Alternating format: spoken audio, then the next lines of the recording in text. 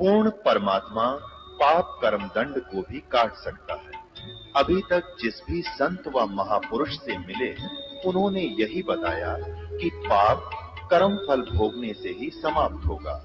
वो प्रभु कौन है जो पाप कर्म को काट देता है, वो काल के बंधन से छुड़वा देता है? उसका क्या नाम है? पूजा की विधि क्या है? कृपया अवश्य सुनिए जगत गुरु तत्वदर्शी संत रामपाल जी महाराज के अमृत वचन।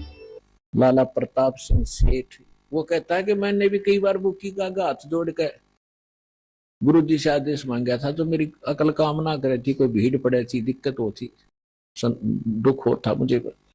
और बुकी के अंदर वो बोलिया करता, शिवदयाल आके वो प्रेत बना, क्योंकि उनका कोई गुरु नहीं था और साधना गलत थी, उनका ज्ञान गलत, देख है भी पता नहीं था दातुन भाई शिवदयाल जी को।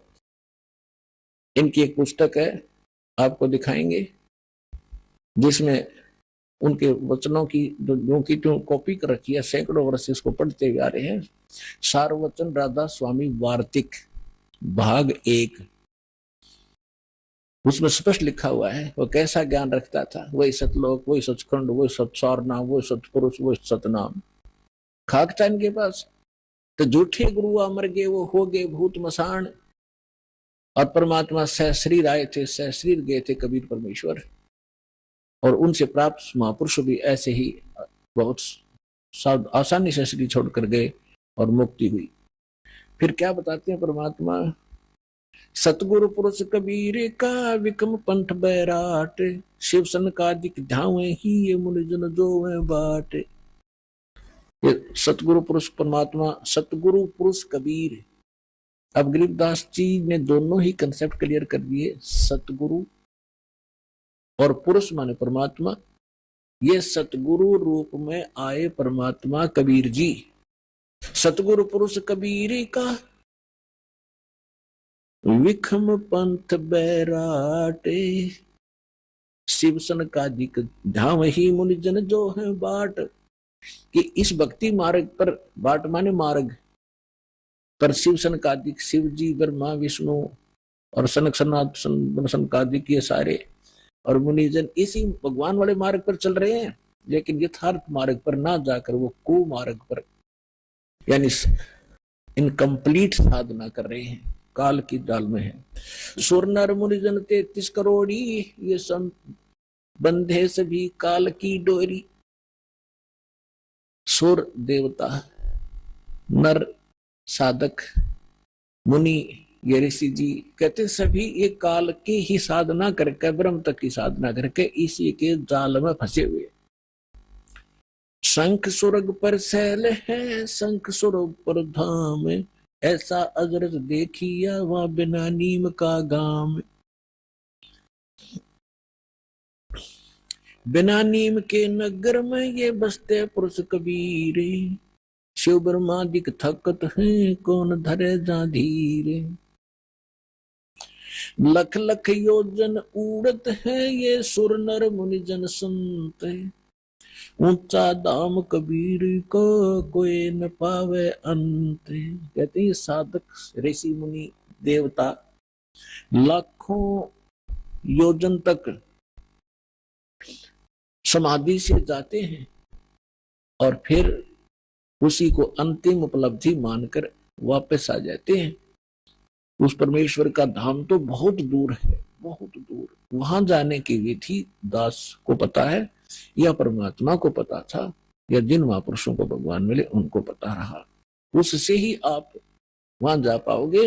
ये बताना चाहते हैं, यदि आप मेडिटेशन करने की गलती करो, उसके लिए बता रहे हैं कि लख लख योजन उड़त समाधि से बैठे यहाँ है और ध्यान लाख लाख कोस योजन, एक योजन में 4 कोस, एक कोस में लगभग 3 किलोमीटर।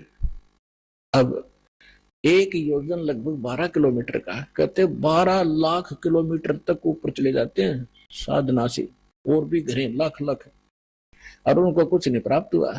कहते तुम 2 घंटे सुबह शाम बैठ कर मेडिटेशन करके हर कोई प्रकाश देख कर खुश हो जाओ, भगवान मिल जाएगा। सपने में बिना सोचना, असंग जन्म नहीं मिल सकता। अब जैसे सतलोक भी खुद स्व प्रकाशित, परमात्मा का शरीर भी प्रकाशित, वहां पर उसी की प्रकाश का रिफ्लेक्शन आपको यहाँ ब्रह्मांड में दिखाई देता है। जैसे किसी का मकान तालाब के किनारे हो और उसके तालाब के अंदर सूर्य का प्रकाश गिरता है, उस प्रकाश का रिफ्लेक्शन जल से होकर के उसकी खिड़की के माध्यम से महल में, मकान में चला गया, और वो व्यक्ति उस महल के प्रकाश को देख रहा है कि ये सूर्य का प्रकाश है, सूर्य निराकार है। उसको इतना पता चले कि ये प्रकाश किसका है, सूर्य का, और सूर्य कैसा और निराकार है, प्रकाश किसका, खाक का है। तो वो परमात्मा सतलोक में है, और जो भी आप इस शरीर में देखते हो, इस ब्रह्मांड का ही एक चित्र, इसमें घट रही घटना आप देख सकते हो, इससे बाहर का कुछ नहीं। तो इसमें जो प्रकाश देखते हैं उस परमात्मा का रिफ्लेक्टेड, उसका आकार भी बदल जाता है। जैसे खिड़की के अंदर से प्रकाश गया, वो सूर्य जैसा नहीं है, प्रकाश है, वो वैसा प्रकाश भी नहीं है, उससे बहुत कमजोर है। इसी प्रकार आप जो प्रकाश इसमें देखकर खुश हो रहे हो भोली आत्माओं, भूल जाना चाहिए। ये तो इस साधना से परमात्मा प्राप्ति होगी। एक विमान बनेगा आपके लिए इस भक्ति का, इतनी शक्ति आत्मा में आ जाएगी, चार्ज हो जाएगी, रुक के नहीं रुक सकती किसी से। फिर ये इतना आपके अंदर ताकत आ जाएगी भक्ति की, और परमात्मा जहाज में बैठा कर लेकर जाएंगे आपको।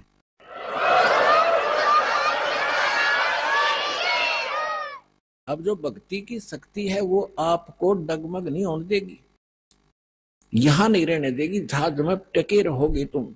एक भगत बता रहा था कि मैंने एक बार स्वप्न देखा, जैसे मैं दादू जी के जहाज में बैठकर जा रहा हूं, क्योंकि हम असंख्य जन्म से भटक रहे हैं, महापुरुषों के संग कभी ना कभी हमने किया ही है। तो मैं जब जहाज हमारी गांव के ऊपर से जाने लगा, जहां मैं खेला कूदा करता था, वो जंगल दिखाई दिया जहां मैं घूमा करता था। मैंने ऐसे भाई यहाँ घूमना चाहिए, देख कितना अच्छा जगह, मैं ऐसे घूमा, वो मन में आस्था रह गई, पटक दिया नीचे आकर दही। और भगत कहने लगे जी, एक भगत गिर गया, तो दादू जी कहते सुने भाई फिर देखेंगे, इसने जान दे, इसकी आस्था रहेगी यहाँ पर। तो उस बात से भी ये प्रमाणित होता है कि ये भक्ति आपको उस जहाज में या शक्ति डाटी नहीं हटेगी, आपको टिका कर रखेगी, यहाँ से आस्था हटेगी और उसमें सहयोग मिलेगा भक्ति का। नहीं तो जीव के बस का नहीं, यहाँ से मुंह हटा ले या कोई और क्रिया कर ले। भगवान की भक्ति की शक्ति आपके मन को ऐसा सचिल करेगी, आत्मा को, या मन के साथ नहीं डिगेगी, मन ही डिगा कर ले जाता है, या मन से भारी बन जाएगी, अब मन से हल्की बन गया, क्योंकि भक्तिहीन हो चुके हैं हम, अपने सारे पुण्य नाश कर चुके हैं। अब आपको नए सिरे से चार्ज किया जा रहा है, 500 यज्ञ कराई जा रही है। यहाँ पर जो प्रोसेस है भक्ति का कंप्लीट यहाँ से अब शुरू हो रहा है, और ये कभी चौथे युग में, कलयुग में आपको ये प्राप्त हुआ था, क्योंकि आप गए नहीं, वापस रह गए, 83 लाख योनि के दुख भी भोग दिए, फिर भी आस्था मन में रहेगी आपके। तो अब फिर चूक गए, फिर न जाने असंख्य जन्मों के बाद ये दाव लगेगा जो पिछली पीढ़ी का अब लगा है आपका। मनुष्य जीवन भक्ति में आस्था, और ये दास मिल गया सतगुरु रूप में, और भगवान की भक्ति सही मिल गया आपको। ये सारे नंबर असंख्यों जन्मों के बाद आपका दाव लग गया है, ये आम बात मत समझना। और ये ज्ञान कोई डूम बांट के बताए गीत नहीं है, ये समर्थ का दिया हुआ ज्ञान दास आपको आगे टेलीकास्ट कर रहा हूं, मेरा इसमें कोई रोल नहीं है, एक टेप रिकॉर्डर समझ लो। परमात्मा का ज्ञान एज इट इज महापुरुषों की वाणी रिकॉर्ड की आपको सुना रहा हूं, अपनी तरफ से कुछ नहीं मिला रहा हूं। जैसी बुद्धि दास को परमात्मा ने अपने कुत्ते को दी है, तुम्हारे लिए भौंक रहा हूं और सच्चाई से परिचित करा रहा हूं, और तुम्हारा कल्याण हो जाएगा।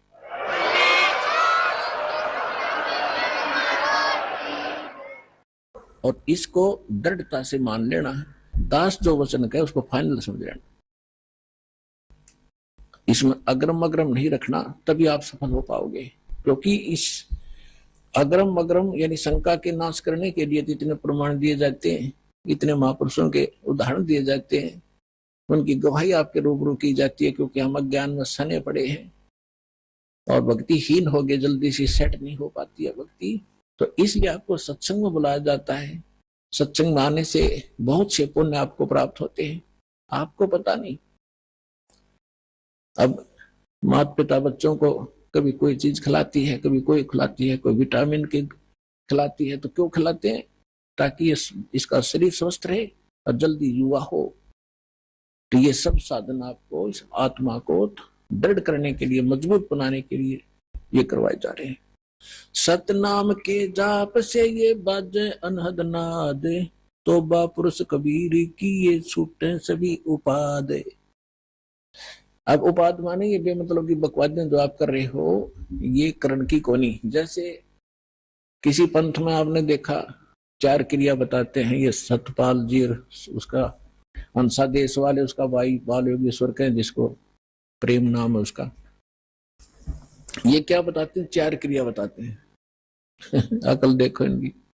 कान बंद कर लो, अंदर के आवाज सुनो। आंखें बंद कर लो, अब आंख आप दाब लो थोड़ी देर, एकदम चमक सी होगी अंदर, ये प्रकाश, ये भगवान का रूप। फिर तालू पर जीभ लगा लो, मुंह जीभ उल्टा करके तालू पर लगा लो, अमृत क्रिया होगी। इस शरीर में एक काल व्यवस्था ही आपको महसूस होगी। और फिर वो नाम क्या देते हैं? हंसो हंसो। अब उल्टा कर लो, सो हो गया, तुम सीधा ही कर लो ना, हंसो हंसो की क्या जरूरत रहेगी फिर। और फिर उसके 2 भाग कर लो, 100 बार हम अंदर। मोटरसाइकिल में बीच तो तोड़ो और 2 भाग कर लो, इसको इधर चलाओ, इसको इधर। जिन महापुरुषों को भगवान मिले उन्होंने क्या क्या बताया? ये 2 अक्षर का मंत्र है। अरे 100 शब्द के देने के अधिकारी भी नहीं है। वेद में लिखा है, ऋग्वेद मंडल नंबर 9 सूक्त 95 के मंत्र 1 में लिखा है कि परमात्मा जब 2 में भी लिखा है, 1 2 में दोनों में, परमात्मा स्वयं आते हैं, कवि की तरह आचरण करते हैं, अपने मुख कमल से वाणी बोलते हैं और वो यानी एक विशेष गूढ़ मंत्रों का आविष्कार करते हैं। अच्छा ज्ञान जो सही गूढ़ मंत्रों को बताते हैं, आविष्कार करते हैं, यानी नए ढंग से बताते हैं जो पहले ना हो। और परमात्मा भी कहते हैं, सो हम शब्द हम जग में लाए, सार शब्द हम गुप्त छुपाए। ये जो सोहम मंत्र है हम लाए, किसी शास्त्र में सोहम नहीं है। हंसो, हंसो को उल्टा करने का क्या, तो हंस तो जीव होता है और सोहम मंत्र है। गरीबदास ने लिखा है, दम सुदम को सोहद ले, ओ हम सोहम सारे, उल्टा गोता मारिए परले पार दीदारे। दम सुदम, दम श्वास, उश्वास को सोध ले। और ये 2 अक्षर का मंत्र जो दास ने भी बोला है, ये है वो सार मंत्र। नानक साहिब जी की भाई बाला वाली जन्म साखी में आपको बहुत बार दिखा है, नानक साहब यही जाप करते थे। धर्मदास जी के विषय में आपको बता दिया, 2 अक्षर का मंत्र सतनाम वही परमात्मा ने उनको दिया था। दादू साहिब जी को परमात्मा मिले, उनको यही नाम दिया था। नामदेव जी को परमात्मा मिले, उनको यही नाम दिया था। नामा छिपा ओम तारी, पीछे सोहम भेद विचारी, सार शब्द पाया जद लोई, आवागमन बहुर ना हुई। अकेले सतनाम से भी पार नहीं होगा, 2 अक्षर के मंत्र से भी। ये सार नाम जरूरी है। जैसे हम हैंडपंप लगाते हैं, हमारा उद्देश्य जल प्राप्ति करना, और जल प्राप्ति के लिए जो साधन है बोकी और पाइप, ये हमारे पूज्य नहीं है, ये इंस्ट्रूमेंट है उस जल को पाने के लिए।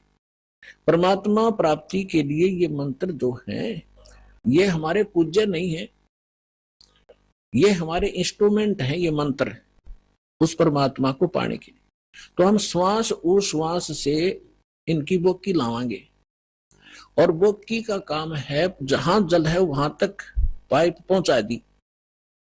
जल नहीं मिला, पहुंच गई अवश्य, लेकिन उसके बाद फिर हैंडपंप नारी मशीन लगानी पड़ती है और उसकी भी क्रिया करनी पड़ती है, तब वो जल निकलेगा। तो सतनाम तो समझ लो बोकी और पाइप है, और सारनाम वो हैंडपंप है, मशीन ऊपर की, और फिर उसकी क्रिया करेंगे जब वो जो वस्तु निकलेगी वो है जो हमारा उपास्य है। तो इस मंत्र सतनाम आपको मिल गया, सारनाम मिला नहीं तो भी पार नहीं हो पाओगे। लेकिन बात बहुत लवा लागी, इस सतनाम लेकर भी आपकी मृत्यु होगी, डरना नहीं किसी कारण से। और मृत्यु जब होगी आपका, क्योंकि आप दृढ़ नहीं हो पाते। प्रथम बार भगवान सुना, प्रथम बार ये ज्ञान सुना, प्रथम बार ये नाम सुना, हम तो स्मरण रहे हरे कृष्ण हरे राम राधे श्याम जय गणेश, जो हमने वो अच्छे लगते हैं। और इस मंत्र को प्राप्त होकर भी हमारी आत्मा दृढ़ नहीं होती। और जब तक आप हर तरह से दृढ़ नहीं होगे तो नाम खंडित बन जाता है, और उसमें काल का दाव लग सकता है, जिसमें आपका नाम खंडित हो और आपकी मृत्यु का संयोग सद गया हो। अगर नाम सही है तो आपका जीवन एक्सटेंड करेगा, मृत्यु नहीं होगी। फिर भी सतनाम प्राप्त प्राणी ने खूब जाप कर लिया, मृत्यु होगी तुरंत मनुष्य जीवन मिलेगा, और 2-3 वर्ष के बाद उसको यही नाम बचपन से शुरू होगा और सार नाम मिलेगा, पार हो जाएगा। असंग जन्म हो गया, अपना भटकता नहीं, अपने आत्मा सौभाग्य उन प्राणियों का जो अपने केवल रोग के लिए ही यहाँ आते कटवाने के लिए। अब रोग तो भगवान के आगे कुछ है ही वस्तु नहीं, 2 मिनट में ठीक करें ये सारे संसार के रचनहार 1 मिनट में। जब गोरखनाथ जैसे मुर्दे जिंदा कर सकते हैं, ये क्या नहीं कर सकता, एक सोचने की बात है। ये समझ सकती है, 1 सेकंड में सब कुछ कर सकता, लेकिन हमारा विश्वास दृढ़ नहीं होता। फिर भी जैसे यहाँ नाम लिया, आपको भक्तों से सुनते हो, मुझे ये लाभ हुआ, मुझे ये लाभ हुआ, मुझे ये ठीक हो गया, तो उस आत्मा का दृढ़ विश्वास होता है जो केवल रोग निवारण के लिए आए हैं, संकट निवारण के लिए। उन्होंने मंत्र लिया और उसका खूब जाप करेंगे। यहां से जाते ही क्या होगा, काल के दूत चारों तरफ से भेज दिए जाएंगे। वहां क्या रखा है, चल तुझे वहां झाड़ा लगवाते हैं, वहां क्या रखा, वो बड़े संत वहां ले चलते हैं। तो पुण्यात्माओं, इस कारण से वो नाम खंडित होने से वो मृत्यु को प्राप्त हो जाता है, जो यहाँ आया था नाम खंडित होने से। अब फिर भी उसको इतना लाभ मिलेगा, क्योंकि वहां तो लाभ होना नहीं था, वो तो नाश कर दिया, उसके भक्ति पर नाश कर दी, और आगे कुछ मिलना ही नहीं था, वहां धक्के खा ही रहे थे। फिर भी उस प्राणी को इतना लाभ होगा, उसको तो मालूम नहीं ना, उसके साथ आने वालों को इतना ज्ञान, वो भी नहीं सोचेंगे यूं मर गया हम जावा को नहीं, वहां पर इसकी मृत्यु होगी, लेकिन वो ना आओ, लेकिन उसके लिए कल्याण हो गया उसका। उसने नाम ले लिया, मृत्यु होगी, या मृत्यु तो वो एक्सीडेंट में हो जाए जब के कर ले, तो तुरंत मनुष्य जीवन मिलेगा उस प्राणी को, जो पहला मंत्र भी प्राप्त कर लिया और 10-20 मंत्र भी उसने जाप कर लिए, मनुष्य जीवन गारंटीड है। और मनुष्य जीवन मिल गया तो फिर यहाँ आएगा, भक्ति बीज बू गया उसके अंदर, और अगले जन्म में पार हो जाएगा। ये तसंग जन्म हो गया, मरते और जन्म त्याने। तो पुण्यात्माओं, दृढ़ रहोगी तो रोग भी कटेगा, ऐसा जीवन में मोक्ष होगा। और कारण यह है कि अभी हमारी संख्या कम है, काल से प्रेरित, अज्ञान से प्रेरित जनता घनी है, वो आपके नामों को खंडित करवाए बिना छोड़ती नहीं। लेकिन फिर भी दास की कोशिश है कि ज्ञान इतना दृढ़ कर दूं आपको कि डगमग ना हो सको, तो जल्दी काम बन जाएगा।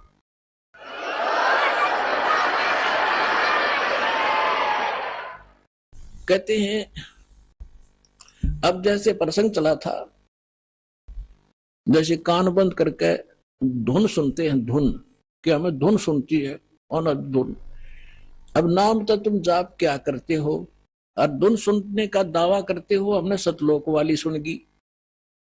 अब धुन क्या चीज है और मंत्र क्या चीज है। जैसे एक ढोल होता, ढोलक, ढोलक के बजाने का एक विशेष डंडा सा होते हैं, छोटे छोटे डंड की ही, और उनको ही लगाने से, बजाने से उसकी वो वही आवाज निकलती है जो ढोल की होनी चाहिए। और उस ढोलक के उन विशेष डंडियों की बजाय अगर जूते निकाल के मारने लग जाओगे, उनकी भी आवाज आवेगी, लेकिन वो विशेष डंडी वाली नहीं आवेगी। वो सुर में सुर नहीं मिला सकती उस बात उन औरों के साथ, तो व्यर्थ है, उसको भगा दिया जाएगा। क्या बकवास कर रहा है तू, तेरा सुर में सुर नहीं मिल रहा। तो जो ये नाम जाप करते हैं काल के, धुन सुनते हैं इसमें, तो वो ढोल का जूत्या वाली आवाज सुन रही है, उनको वो आवाज भी ना सुन, जो वास्तविक सुननी चाहिए। जो इस सत्य नाम के जाप से जो आपको यहाँ धुन सुनेगी, लेकिन इस धुन को सुनकर हम करेंगे क्या, हमने तो वहां जाना जहां से धुन आ रही है, ये धुन न चाटेंगे कोई बात है। हम तो वहां जाएंगे जहां से धुन यहाँ आ रही है, वहां पहुंचेंगे, तब जाकर बात बनेगी।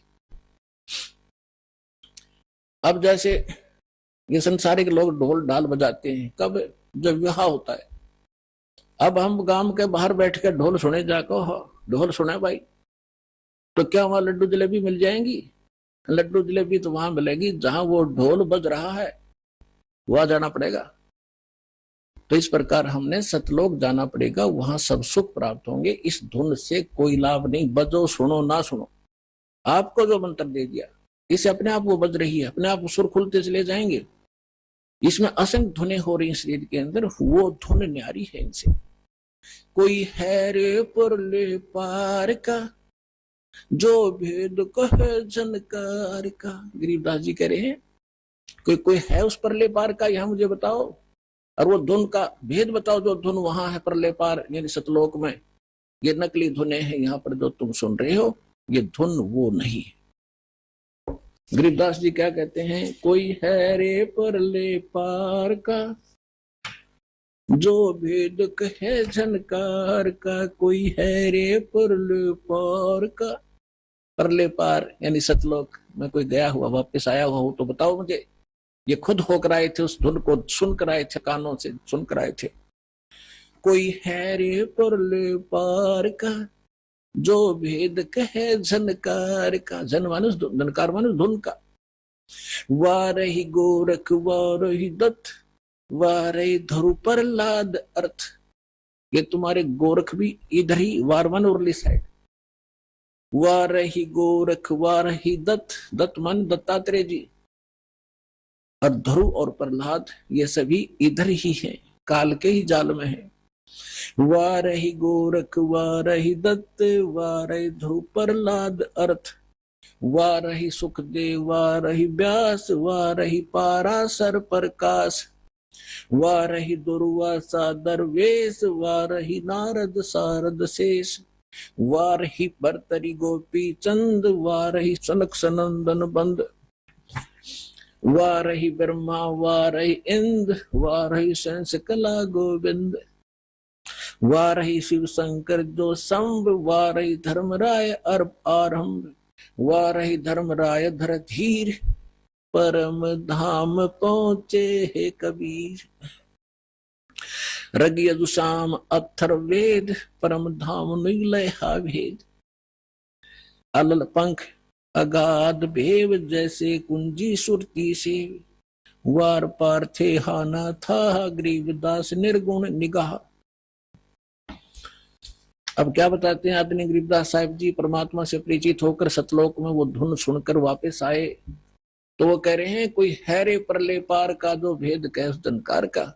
वार ही गोरख, वार ही माने उरले तरफ, वार ही गोरख, वार ही दत्तात्रेय, और वार ही ध्रुव प्रहलाद, वार ही सुखदेव, वार ही व्यास, और वार ही पाराशर प्रकाश। पाराशर प्रकाश माने जो पाराशर जी ने एक पुराण लिखी है, उसको पाराशर का ज्ञान बताते। यानी इन पुराणों के और वेदों के सबके राइटर हैं कौन? व्यास जी। और ये ज्ञान व्यास जी का अपने सत्र का, वो तो पुराणों में है। वेद ज्ञान और गीता ज्ञान जो है ये वेद व्यास के सत्र का नहीं है।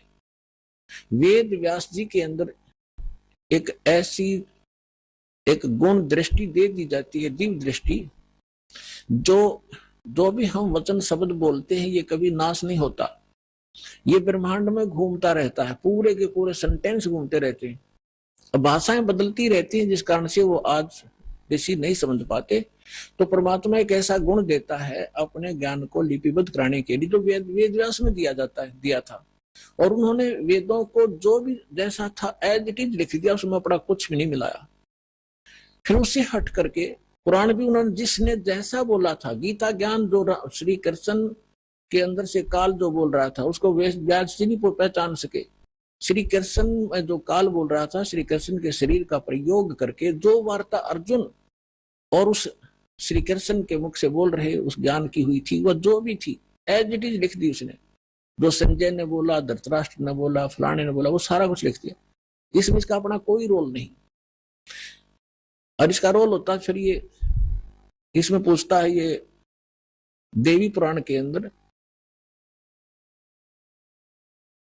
प्रथम स्कंद में कि हे भगवान, उस नारद जी से पूछ रहा है कि सृष्टि किसने रची, कैसे रची। नारद जी बता रहे हो मैंने अपने पिता से सुनी लो। तो उनको ज्ञान होता है व्यास जी को, तो वो अपने ही तरफ से लिखता और अपना ही ज्ञान बताता। तो यहाँ कहने का भाव ये है कि ये चारों वेद जो हैं, ये इनके अंदर परमात्मा परम धाम का पाने का ज्ञान नहीं है, उस परमात्मा की महिमा अवश्य लिखी है। तो इसके लिए क्या बता रहे हैं, धर्मराज दरबार में गई कबीर तलाक, मेरे भूले चूके हंस को तू पकड़िए मत जाके। आदरणीय गरीबदास साहिब जी 10 वर्ष के बालक थे, अपने ही खेतों में अपने ही गऊओं को चरा रहे थे, उसके साथ और भी बहुत से उनके कुछ नौकर, क्योंकि गरीबदास जी के जो पिताजी थे बहुत बड़े किसान थे, लगभग 1300-1400 एकड़ जमीन थी। वो अपने ही खेतों में लगभग 100-150 गऊओं को चरा रहे थे, और भी गांव के कुछ निर्धन व्यक्ति अपने गऊओं को भी उन्हीं के खेतों में खरी चराया करते थे, वो वहां पाली गवाले थे। तो सतलोक से परमात्मा आए एक जिंदा महात्मा के रूप में, और उस गरीबदास जी को वहां एक कुंवारी गाय का दूध निकाला, परमात्मा ने कुंवारी गाय का दूध पिया, गरीबदास जी को मंत्र दिया प्रथम और वो दूध पिलाया। उसके बाद गरीबदास जी को लेकर के उनकी आत्मा को ऊपर ब्रह्मांड शब्द दिखाकर, ब्रह्मा विष्णु महेश धर्मराज का शब्द दिखा करके सचखंड ले गए। पीछे से संत आदमी गरीबदास साहिब जी 10 वर्ष के बालक को मृत जानकर चिता पर रख दिया था, अंतिम संस्कार करने वाले थे। उसी समय परमात्मा ने आत्मा को ऊपर से पूर्ण रूप परिचित करा के, सारा ज्ञान दिखा के, अपनी समर्थता से परिचित करा के वापस छोड़ दिया। तब उस 10 वर्ष के बालक ने उठकर जो आंखों देखा परमात्मा की महिमा गाई, वो इस प्रकार है। गरीबदास साहिब जी बता रहे हैं कि जब मुझे परमात्मा यहाँ से लेकर गए, यहाँ के धर्मराज जो चीफ जस्टिस ऑफ वन ब्रह्मांड, एक ब्रह्मांड का जो चीफ जस्टिस है, जिसके सामने किसी की पार हिम्मत नहीं जाने की, उसके दरबार में जाकर के परमात्मा जब पहुंचे, अपने आत्मा, आप जी तो अभी बालक हो जाते मार्ग के, आपने तो अटपट सुन रखी नकली संतों की, और अब आपको ज्ञान सुन पता चलेगा। जैसे आप जी को एक अमेरिका की भविष्यवक्ता, अमेरिका की फ्लोरेंस की भविष्यवाणी सुनाई थी पिछले सत्संग में, और उसने क्या बताया है कि उस संत के ऊपर नक्षत्र से एक प्रकाश आ रहा लगातार, उसकी किरणें उसके मस्तिष्क पर निरंतर बरस रही है। तो यह शक्ति सतलोक से सतपुरुष की, कबीर भगवान की दास के पास आ रही है, और उसी से दास आपको कनेक्शन दे रहा है, ये रियल पावर मिल रही है आपको। फिर वो क्या बताती है कि उसका चेहरा जो मैं देखती हूँ, जैसे उसके चारों तरफ सूर्य उदय हो रहे हो। इस शरीर के अंदर एक और बॉडी है। जिन भी महापुरुषों को लेकर गए, उनके यहाँ की बॉडी यहीं छोड़ गए, अंदर ऐसा ही शरीर है, वो ओरिजिनल, यानी तो भक्ति से संग्रहित, भक्ति से चार्जड है वो। तो जैसे सर्प कांचली छोड़ देता है, अपने ऊपर की कैंचली त्याग जाता है, वह सर्प जैसी होती है, लेकिन वो सर्प न्यारा है। ऐसे ही शरीर के अंदर ओरिजिनल जो बॉडी है वो अलग है, और उसका प्रकाश फिर उस सूक्ष्म शरीर से बाहर झलकता है। इसके बारे में गरीबदास जी कहते हैं, देही को सतगुरु कहे, ये सब धुंधर ज्ञाने, 4 दाग आता नहीं, वाको सतगुरु जाने। इस शरीर की, इस बॉडी को सतगुरु जो मान रहे हैं, वो तो अभी बालक है। इसके अंदर जो और शरीर युक्त वो सतगुरु है, वो मरता नहीं कभी। 4 प्रकार के दाग हैं, अंतिम संस्कार 4 प्रकार से किया जा रहा अपने यहाँ पर। एक तो दफना देते हैं, मिट्टी में गाड़ देते हैं ईसाई और मुसलमान भाई, और हिंदू और सिख संस्कार कर देते हैं। कुछ ऐसे हैं जो जल प्रवाह कर देते हैं उसको, मच्छी कीड़े मकोड़े खाकर उसके शरीर को दबा देंगे।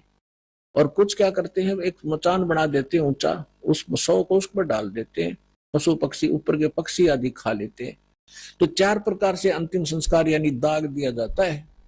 तो परमात्मा कहते हैं, गरीबदास साहब जी कहते हैं, इस देही को सतगुरु कहे, ये सब धुंधर ज्ञान, और 4 दाग आता नहीं वाको सतगुरु जान। तो यहाँ क्या बता रहे हैं कि परमात्मा जब ऊपर लेकर गए गरीबदास जी को, तो परमेश्वर के शरीर से वहां जब उसने देखा ऐसी चमक थी, और धर्मराज अपने सिंहासन पर विराजमान था, न्यायाधीश, परमात्मा वहां प्रवेश किया, एकदम वो कुर्सी छोड़ कर खड़ा हो गया, सिंहासन छोड़ कर, और ऐसे जैसे एक उच्च अधिकारी के सामने बहुत निम्न सत्र का अधिकारी करबद्ध होकर के सावधान हो जाता है, और वो डांट लगाता है। उच्च अधिकारी छोटे अधिकारी को अपना आदेश देता है अपनी अपनी लैंग्वेज में, और वो सब स्वीकार्य करता है, जो एक शिष्टाचार होता है। तो क्या कहते हैं, धर्मराज दरबार में गई कबीर तलाक, मेरे भूले चूके हंस को तू पकड़िए मत कजाक। है जिस धर्मराज के सामने ब्रह्मा विष्णु महेश की हिम्मत नहीं जाके को अपशब्द बोल दे, ये तो आप यही देख लो, अपने चीफ जस्टिस के सामने प्रधानमंत्री की हिम्मत नहीं, उसको जाके कुछ वहां प्रधानमंत्री के सामने भी सिंहासन नहीं छोड़ेगा चीफ जस्टिस। हाँ, राष्ट्रपति जब जाएगा उसने पद छोड़ना पड़ेगा राष्ट्रपति के लिए, हमारे राष्ट्रपति इतने सर्वमान्य होते। इसी प्रकार जब धर्मराज ने देखा कि राष्ट्रपति आगे यानी पूरी विश्व के मालिक एकदम कुर्सी छोड़कर खड़े हो गए, परमात्मा क्या कहने लगे, धर्मराज दरबार में दई कबीर तलाक, मेरे भूले चूके हंस को तू पकड़िए मत कजाक, कि मेरा हंस और गलती से नाम भी त्याग दिया हो, गलती से ना जान रहा हो, जानबूझ कर बकवाद करे, उसका तो माफी है नहीं, और किसी कारण से भी आपने नाम ले रखा है और आपका ना जान रहा है, फिर छोड़ छाड़ गए कुछ दिन, तो जब आपकी मृत्यु होगी तो परमात्मा कहते हैं आपको वहां ले जाया जाएगा धर्मराज के पास। तो क्या कहते हैं, आपने जो 2-4 साल भक्ति कर ली, 2-4 वर्ष संत दास के यथार्थ नाम की, तो इन सभी मंत्रों का जो जाप आप कर रहे हो शरीर के अंदर, ब्रह्मा जी, विष्णु जी, शिव जी, गणेश जी, दुर्गा जी का, इनकी बहुत सी भक्ति संग्रहित हो जाती है, क्योंकि ये बहुत गजब का मंत्र है। इसके आधार से फिर आपको उसको किसी को विष्णु जी के लोक में कुछ दिन जाना पड़ेगा, वहां अपनी पुण्य खत्म करोगे, फिर वहां से पुण्य खत्म होते ही आपको ब्रह्मा जी के लोक में भेज देंगे, वहां देवता बन करोगे, फिर विष्णु जी के लोक में, फिर शिव जी के लोक में, अपनी सारी पूंजी नाश करके, और फिर नरक लोक में। अब परमात्मा कहते हैं, तो वहां जब धर्मदास जी को परमात्मा धर्मराज के दरबार में धमका रहे थे कि मेरे भूले चूके हंस को भी तो पकड़िए मत कजाक, खबरदार मेरे हंस को तूने, जिसने न्यू कह दिया कि मैं कबीर साहब का उपदेश ले रखा था, तो आपको पता ही होगा वो कौन सा नाम जाप कर रहा है, उसकी भक्ति से पता लग जाएगा, तो उसको पकड़ना नहीं।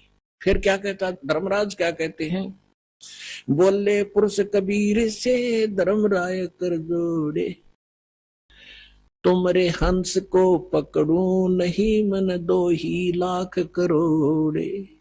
बोला जी आपके हंस न मैं नहीं पकड़ सकता, मैंने दोहाई है, लाख करोड़ दोहाई।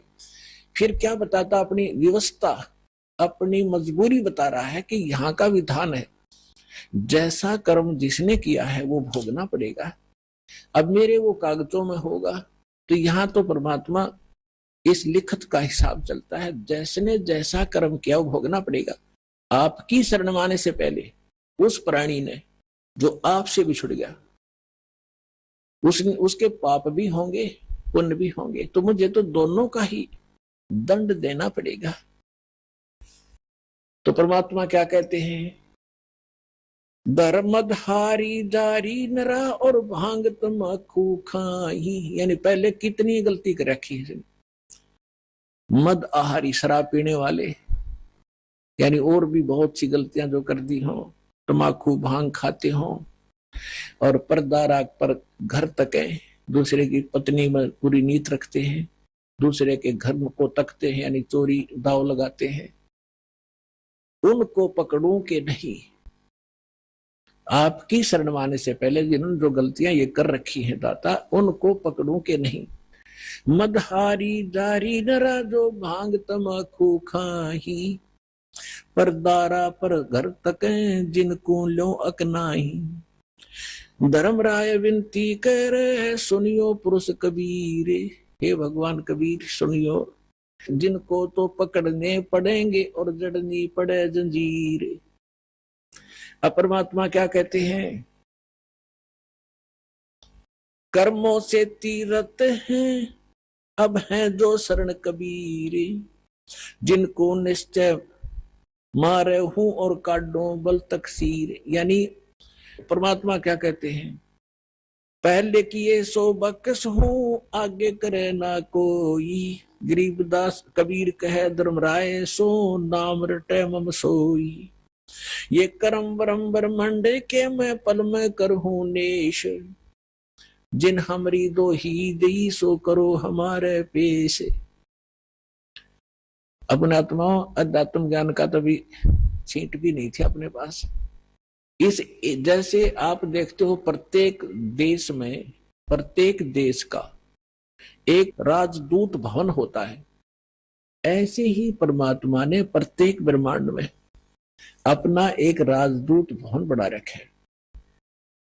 और जो यहाँ ऐसा कहता है कि मैं तो ऐसे ऐसे भगवान कबीर साहब का भक्त हूं और आप मेरा निर्णय, मेरा कोई अकाउंट नहीं कर सकते, तो परमात्मा कहते हैं कर्म भ्रम ब्रह्मंड के मैं पल में कर हूं नेस, 1 मिनट में नष्ट कर दूंगा तेरे, तूने ये बकवास जो इस जीव से करवा रखी है, तूने करवाए सारे उल्टे कर्म से, अज्ञान भर के इसके अंदर। और जिसने मेरा नाम लिया, मेरी दुहाई दी के इस हृदय से जो पुकारेगा वहां के, मैं तो भगवान कबीर साहब का शिष्य था, उनका बच्चा हूं, आप मुझे कैसे ले आए यहाँ पर। तो उनको मेरे पास, मेरे राजदूत भवन में करो हमारे पेश, तो उसका अकाउंट भी नहीं लेना, खबरदार। परमात्मा ने यहां तक बोल दिया, करम भरम ब्रह्मांड के मैं पल में करहूं नेश, यानी क्रॉस कर दूंगा, उन पर कांटा लगा दूंगा। जिन हमारी दो ही दी सो करो हमारे पेश। कहां तक इन परमात्मा गारंटी ले रहे हैं, शिव मंडल ब्रह्मापुरी तो विष्णु लोक में हो, हमरे गुण भूले नहीं तो आन छुटाऊं तो। होय होय।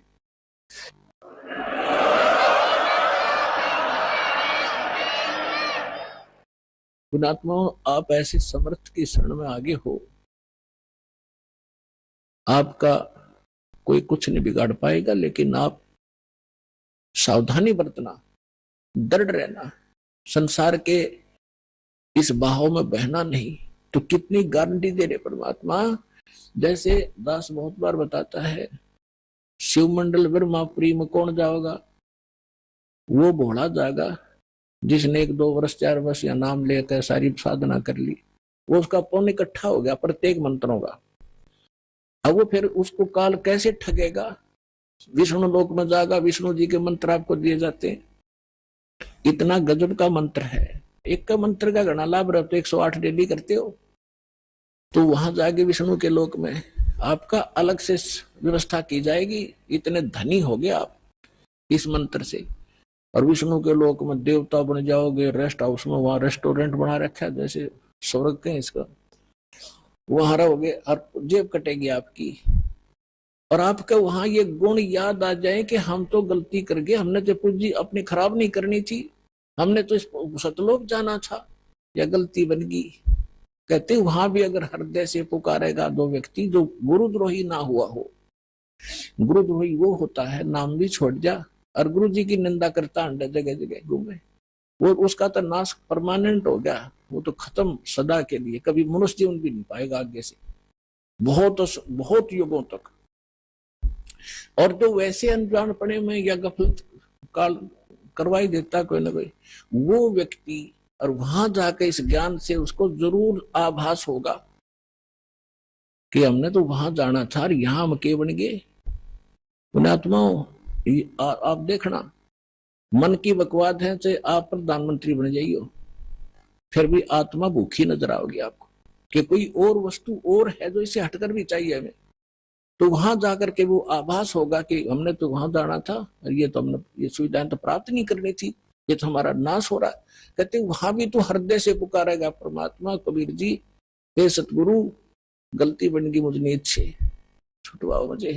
कहते शिव मंडल ब्रह्मापुरी ते विष्णु लोक में हो, हमरे गुण भूल नहीं तो आण छुटा होता है। तुझे वहां से छुटवा लाऊंगा और फिर पुनः जैसे ही भक्ति युग चल रहा होगा तो पुनर्जन्म दिवा देंगे, और भक्ति युग समाप्त होने के बाद तो फिर बात गड़बड़ हो जाती है उसको भी। लेकिन जैसे फिर भी मालिक ने छुटा लिया, कहाँ रखेंगे? राजदूत भवन में रखेंगे, और वहां आपकी पूंजी को नाश नहीं होने देंगे, क्योंकि वहां भगवान के दरबार का, भगवान से फ्री सारा वस्तु मिलेगी आपको। लेकिन फिर आपको पुनः फिर जन्म दे देना पड़ेगा, क्योंकि मोक्ष तो यहीं से होगा। तो फिर नए सिरे भक्ति करोगे, गुरु के प्रति श्रद्धा रखोगे, ये सारी मर्यादा रखोगे, तो काम बहुत बढ़ गया। फिर आपका पृथ्वी पर जन्म दिया जाएगा तो आपके अंदर वही तीनों गुणों का दबाव होगा। आपके साथ इतने गजब के पुण्य होंगे, आप पूरी पृथ्वी के राजा बन जाओगे। राजा बनोगे, फिर भगवान आएंगे, समझाएंगे रे क्या कर रहा है, ये रास्ता ठीक नहीं, तो को नहीं सुनोगे आप। हमने धक्के खाते आ रही, तो इतना संजनम हो गया, हमने भटकता नहीं, हम सुनते नहीं भगवान की। तो आपको सुनाने का तरीका दाता ने यूं अपनाया कि कलयुग में यूं कति पूंजी हीन हो लेगा, भक्ति इसकी रह को ना, इसकी दुर्गति शुरू होगी, और यू सब जगह धक्के खा लेगा। जिन पूजाओं को श्रेष्ठ मानता था और जिन भगवानों को समर्थ मान रहा था, वहां भी इनको सहारा नहीं मिलेगा। फिर मेरे पास आएंगे तो यहाँ तो मालिक है, समर्थ है, आते सुख भी दूंगा, इनकी बुद्धि ठिकाना होगी, हाँ भगवान है तो यहाँ है, और फिर इनको मंत्र सुनाऊंगा, इनको फिर से चार्ज करूंगा।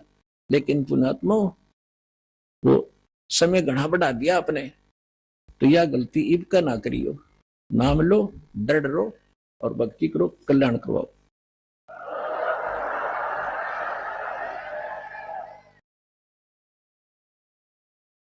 परम पिता परमात्मा पूर्ण ब्रह्म सर्व सृष्टि रचनहार कबीर देव कबीर परमेश्वर जी की असीम रजा से आप चंद पुण्यात्माएं परमात्मा की महिमा सुनने के लिए उपस्थित हुई।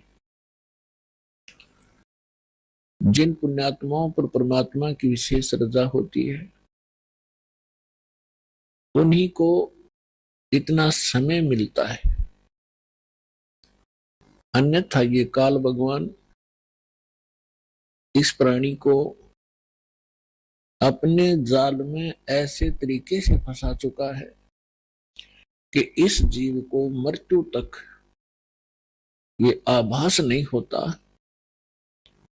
कि मैं कर क्या रहा हूं, मुझे करना क्या चाहिए था।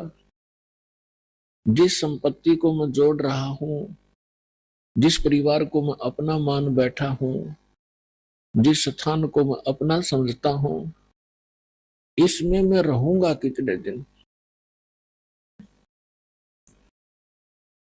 फिर हमारा एक ऐसा समाज बना दिया, हम उस परंपरा को देखकर संतुष्ट हो जाते हैं कि ये सबके साथ ऐसा ही हो रहा है, मृत्यु हो जाती है, कभी भी मर जाते हैं, कोई बात नहीं, चलेगा, क्योंकि हमारे पास कोई विकल्प नहीं था। आइए अब हम उन श्रद्धालुओं के अनुभव जानते हैं जो जगत गुरु तत्वदर्शी संत रामपाल जी महाराज जी से दीक्षा प्राप्त कर चुके हैं तथा उनके द्वारा बताए गए भक्ति मार्ग पर चल रहे हैं। नमस्कार सर। नमस्कार सर। सर क्या नाम है आपका? चरण सिंह। चरण सिंह जी, आप कहाँ से हैं? मैं गांव फतेहपुर, अमरोहा जिला, यूपी। सर संत रामपाल जी महाराज से नाम दीक्षा आपने कब ली? संत रामपाल जी महाराज जी से नाम दीक्षा मैंने 14 में ली थी। सर संत रामपाल जी महाराज से नाम दीक्षा लेने से पहले क्या आप कोई भक्ति साधना भी करते थे? हाँ जी, हम भक्ति साधना करते थे सर। परमहंस में जो हमारे पहले गुरु जी थे उनका नाम अमरानंद जी था। बचपन से हमने उनका साथ किया और नाम दीक्षा लेने के बाद हमें उन्होंने बोलने का, सत्संग सुनाने का और हवन करने का अथॉरिटी मिल गई उधर से, और हमने वो चालू कर दिया। बड़े बड़े अच्छे जो डाली में अपने को वेशभूषा में रखते थे, वो लोग भी हमारा सत्संग सुन के बहुत प्रसन्न होने लगे। हम वहाँ प्रचारक थे, संचालक थे। हमारे हाथ में जैसे पूरा आश्रम की डोर हमारे हाथ में थी। फिर वो जो गुरुजी थे हमारे, वो शरीर छोड़ गए। हम वहाँ मुख्य महात्माओं में हमारी गिनती हो गई। उनका लड़का विवेकानंद जो थे, उन्हें गद्दी पे उनके बाद बैठा दिया गया। लेकिन जब नाम देने का, दीक्षा देने का नंबर आया तो हमने उन्हें सिखाया किस प्रकार से दीक्षा दी जाती है। वहां हम सत्संग करते थे और हवन वगैरह करते थे। अपने यारों को, रिश्तेदारों को उधर जोड़ते थे। काफी संगत हमसे, हमारे प्रभाव सुनकर, सत्संग सुनकर उधर जाती थी और नाम दीक्षा लेते थे। ये करते हुए हमें इतना समय हो गया, सन 2014 आ गया। अब वहां रहते हुए हमें परेशानियां होनी चालू हो गई। हमें काफी परेशानी होने लगी, लेकिन हम वहां फिर भी लगे रहे। हमारे जो पत्नी है, एक बार रसोली हो गई, उसका ऑपरेशन कराया। फिर काफी समय से बीमार रहते रहे, कभी मेरठ, कभी दिल्ली, कभी मुरादाबाद, बहुत हॉस्पिटल बदलते रहे। लेकिन जो वहां की भक्ति थी वो बराबर हम फिर भी करते रहे, लेकिन कोई भी फायदा नहीं हुआ। जब कोई फायदा नहीं हुआ, लेकिन वो मान सम्मान में हम जो वहां डटे रहे। फिर हमें शुरू में जब पता चला, ज्ञान गंगा पुस्तक से किसी ने ज्ञान गंगा दी हमें, हमने वो पढ़ी। हम पढ़ के बोले, अरे यार, हम तो कबीर साहब को संत मानते हैं, भाई ये तो पुस्तक ठीक नहीं है हमारे हिसाब से। हमारे गुरुजी तो संत बताते थे और संत ही हम बताते हैं। लेकिन जब उसे पढ़ते थे और संत रामपाल जी के भक्तों से हम बात करते थे, प्रेमी भक्तों से, तो उनका जो है, उस वक्त तो हम दिखाते थे कि हम जो है कुछ हैं, क्योंकि हम भी अपने आप में कुछ समझते थे। लेकिन बाद में वो चीज हमें फील होती थी, अंदर चुभती थी कि कोई ना कोई इस पुस्तक में संत रामपाल जी महाराज के जो शिष्य हैं, उनमें कोई ना कोई चीज है। संत रामपाल महाराज कोई ना कोई चीज है। इसका मतलब ऐसा ज्ञान हमने नहीं सुना। फिर हमारे पास गीता थी, हमारे पास घट रामायण भी थी। हमने सत्संग सुनने चालू करे और उनसे मिलाना चालू करा।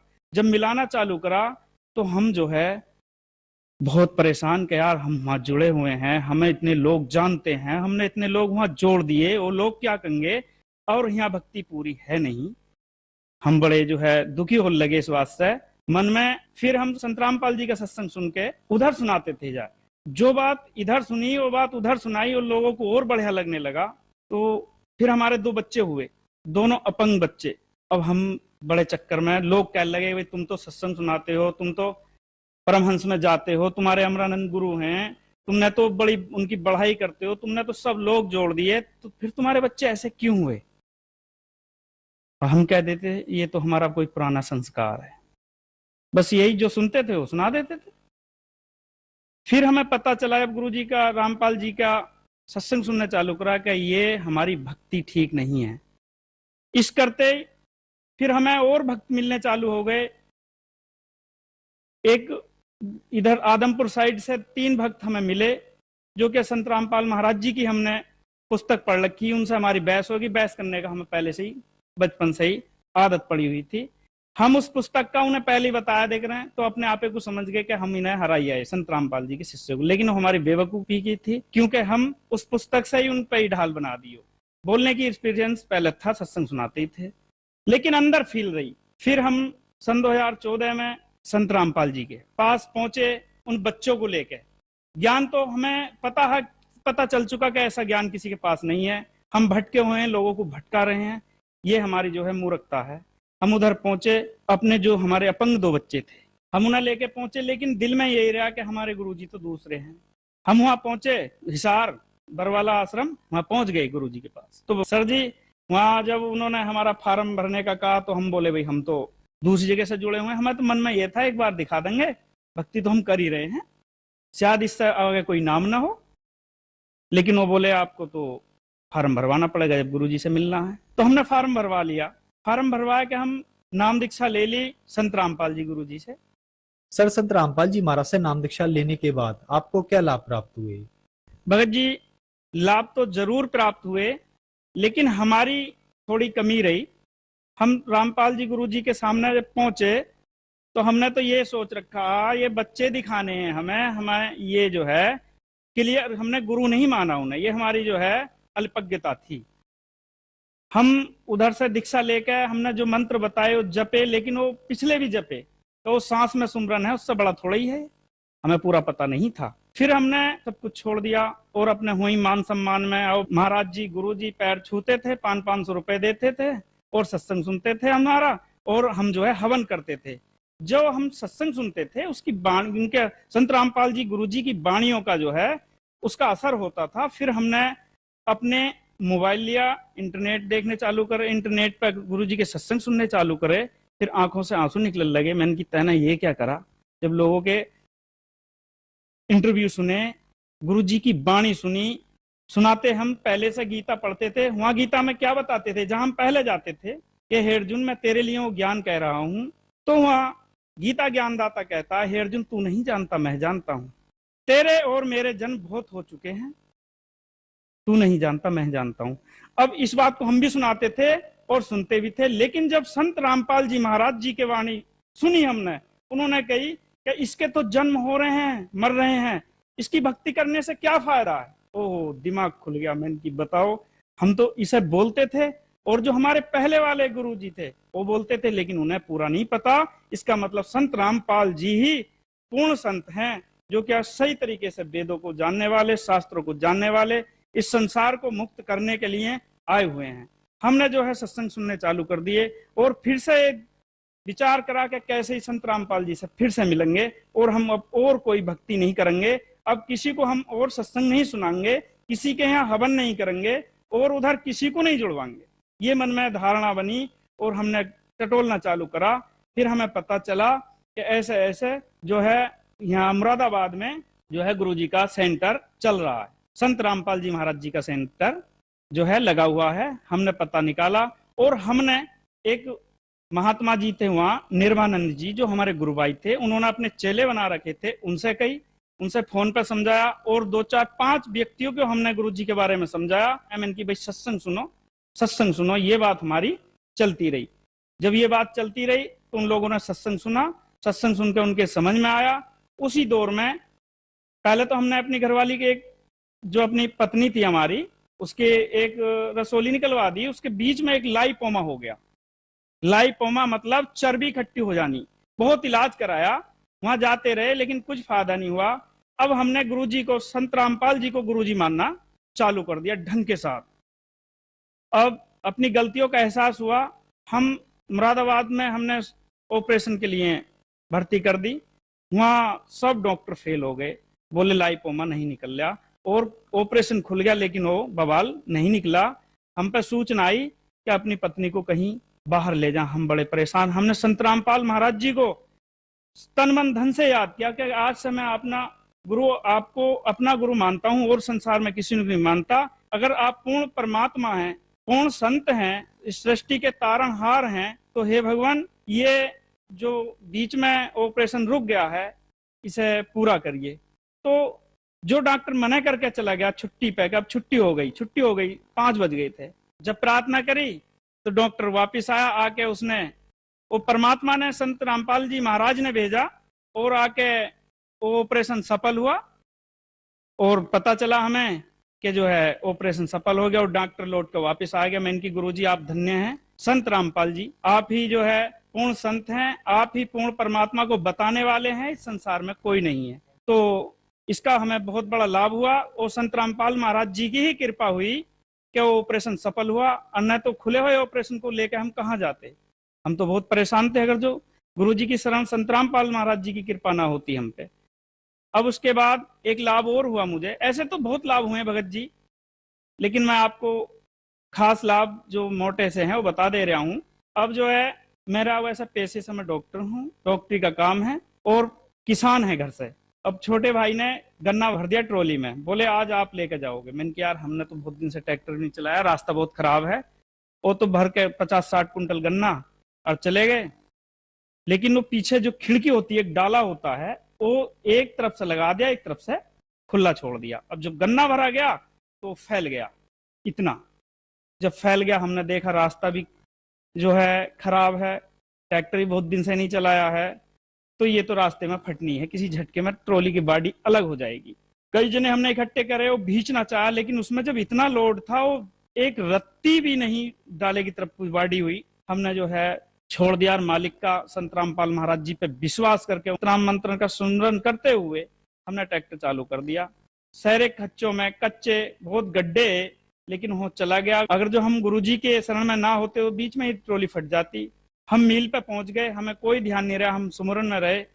वहां कांटे पे ट्रॉली तुल के पंजे पे पहुंच गई। वहां जब पंजे पे पहुंची तो पंजे ने तार दी। 2 पुली जो है मालिक की कृपा से उसी टाली की तरफ चली गई। हम उन्हें तारने गए तो हमारे डैडी, हमारे पिताजी हमारे साथ थे। तो मुझसे बोले, कुंदा किसने लगा दिया? तैने लगा दिया। मैंने की मैं कैसे लगा दूंगा, 10 आदमी उसने बिच रहे। ओहो, मैंने की बंदी छोड़ने लगा दिया। अन्य रास्ते में ही ये तो ट्रॉली भी खड़ जाती, दूसरा ट्रैक्टर आता, दूसरी ट्रॉली आती। बंदी छोड़ सदगुरु रामपाल जी महाराज जी की कृपा हुई, वो बहुत बड़ा लाभ मिला। अन्य हम तो बहुत परेशान हो जाते। तो छोटे मोटे लाभ तो मिलते रहे। और जहां तक है, जहां हम पहले रहते थे वहां पूर्ण ज्ञान नहीं था और ना ही सृष्टि पे पूर्ण ज्ञान है। अगर आज कोई वेद शास्त्र देख के गुरुजी की नकल करना चाहता हो तो नकल ही रहेगा, वो पूर्ण गुरु नहीं हो सकता। चाहे किसी पंथ का है, किसी भी धर्म का है, कुछ भी है, उसके गुरुजी भी संत रामपाल महाराज जी हैं। वो अपने को माने कि मैं उन्हीं का शिष्य हूँ, चाहे वो कहीं संस्था चला रहा है, कुछ भी है। उनसे अलावा संसार में कोई भी पूर्ण संत नहीं है। मेरी आंखों में बहुत बचपन से जलन रहती थी, आंख धोने के बाद मींटता ही रहता था। वह जो पहले मैं वहां जहां जुड़ा हुआ था परमहंस में, वहां भजन करना बैठा तो यूं मींटता रहता था। कोई लाभ नहीं होते थे, दुनिया को सिखाते थे, लेकिन हम खुद परेशान थे। लेकिन संत रामपाल महाराज जी की कृपा से बहुत दवाई करी, पहले कुछ नहीं हुआ। जब संत रामपाल महाराज जी की शरण में आने के बाद एक बार थोड़ी सी सरकारी अस्पताल से दवाई ली और एक बार डाली, फिर यही पता नहीं हो कहाँ गई। आंख है कि जलन आज तक बिल्कुल ठीक है, बिल्कुल स्वस्थ है, और ना ही कोई और आंख में डिफेक्ट बताया कि एक आंख से तुम्हारी कम चमकता है। मैं बिल्कुल ठीक हूँ, मुझे अब कई साल हो गए, मैं बिल्कुल स्वस्थ हूँ। महाराज जी की, गुरु जी की, संत रामपाल महाराज जी की विशेष कृपा रही और उनके बताए रास्ते से हमें परमात्मा का पूर्ण पता चला। पूर्ण परमात्मा कबीर साहिब हैं, जिन्हें हम संत मानते रहे, भक्त मानते रहे। कोई संसार के पालनहार हैं, कोई ब्रह्मा विष्णु महेश के दादाजी हैं, कोई हमारे सब कुछ हैं। और संत रामपाल महाराज जी की कृपा से हम उद्धार होंगे। सर, आप पेशे से डॉक्टर हैं और आप शुरुआत में एक आश्रम के संचालक और प्रचारक भी रहे। सर, कुछ लोगों की धारणा है कि संत रामपाल जी महाराज से उनके अनुयायी अंधश्रद्धा के तहत जुड़े हैं, क्या ये बात सही है? ये गलत बात है। उन्हें नहीं पता, वो यूं कहते हैं। संत रामपाल महाराज जी से एक बार जुड़े, फिर हमसे भी अच्छा इंटरव्यू देंगे, क्योंकि यहाँ एक एक बात सत्य है। जो आदमी के साथ गुजरता है वो अपना सुनाता है। जो हमारे साथ उधर गुजरा, हमने यहाँ फॉलो किया। आज जो संत रामपाल महाराज जी के साथ हम जुड़े हैं और यहाँ हमें फायदे हुए हैं, वो हमने फॉलो करे। अंधविश्वास में आज कोई नहीं आता है। आज समाज पढ़ा लिखा है, हमारी पुस्तकें हैं, हमारे धर्म पुस्तकें हैं, पूरे सब धर्मों में जो पुस्तकें हैं वो सब देखे। मैंने घट रामायण को देखा, जब गुरुजी ने बताया 5 नाम काल के जानो, 6वां नाम गुप्त कर रानो। अब मैंने घट रामायण देखी, जब घट रामायण देखी तो एक एक शब्द वही मिला। मैंने कि भाई संत हैं तो ये हैं। मैंने गीता है मेरे पास, छोटेपन से पढ़ी है, संतों का साथ करा है। वो वहां अधूरी बातें थी, यहाँ पूरी मिल रही है। अंधविश्वास नहीं है यहाँ तो श्रद्धा है, यहाँ तो पूर्ण भक्ति है, और यहाँ पूर्ण शक्ति है, यहाँ पूर्ण संत हैं, यहाँ पूर्ण परमात्मा है। बाकी संसार में कहीं नहीं। धन्यवाद सर। सत साहिब।